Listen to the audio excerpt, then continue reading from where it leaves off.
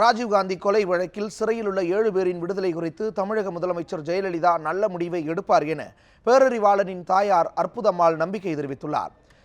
இது தொடர்பாக நியூஸ்7 தமிழுக்கு தொலைபேசி வாயிலாக அவர் அளித்த பேட்டியை தற்போது காணலாம். தமிழக முதல்வரமா மாண்புமிகு ஜெயலலிதா அவங்க இந்த 7 பேர் விடுதலைக்காக புதிய சீராய்வு மனு கொடுத்திருக்கிறதா இப்ப செய்தியில பார்த்தேன். உண்மையிலேயே நல்லதுதான், மகிழ்ச்சி அளிக்குது எனக்கு. ஏன்னா இவங்க விடுதலையை விரைந்து முடிக்கிறதுக்கு முதல்வர் அம்மா முனைப்பா இருக்காங்க அப்படின்றது இந்த செயல்லேருந்தே எனக்கு தெரிய வருது. இருந்தாலும் மத்திய அரசை ஆலோசிக்கணும், ஆலோசனை கேட்கணும், கலந்து பேசணும் அப்படின்லாம் சொல்லியிருந்தாங்க. ஆனால் அந்த சதாசிவம் அமைச்ச அந்த 5 பேர் கொண்ட அமர்வில் இல்லை, அவங்க முடிவே சொல்லணும், அவங்க கருத்துக்கு நிச்சயமா ஒப்புதல் தான் இருக்கணும் அப்படின்ற மாதிரி மாற்றினாங்க.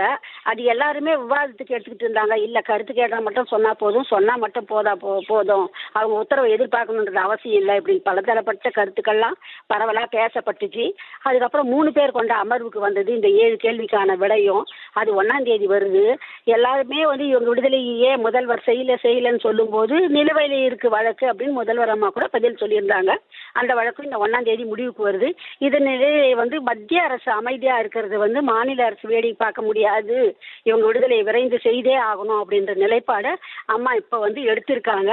அதனால தான் அவங்க மறுசீராய்வு மனு போட்டிருக்காங்க. அதனால் இது விரைந்து 25 ஆண்டு கால போராட்டம், இது 1 நாள் 2 நாள் போராட்டம் இல்லை, 25 ஆண்டு கால போராட்டம். அது ஒரு முடிவுக்கு வரணும்னு முதல்வர் அம்மா நினைக்கிறாங்க. எல்லாருமே நினைக்கிறோம். எங்களுக்கும் விடுதலை தேவை, நிறைய இழந்துட்டோம். அதனால மத்திய அரசும் இது சார்பாக மாநில அரசுக்கு இணக்கமான ஒரு முடிவை சொல்லுவாங்க அப்படின்ற நம்பிக்கையோட காத்துட்டு இருக்கிறேன். எனக்கு இது மேலும் பலத்தை கொடுக்குது, மேலும் மகிழ்ச்சி அளிக்குது இந்த மறுசீராய்வு மனு.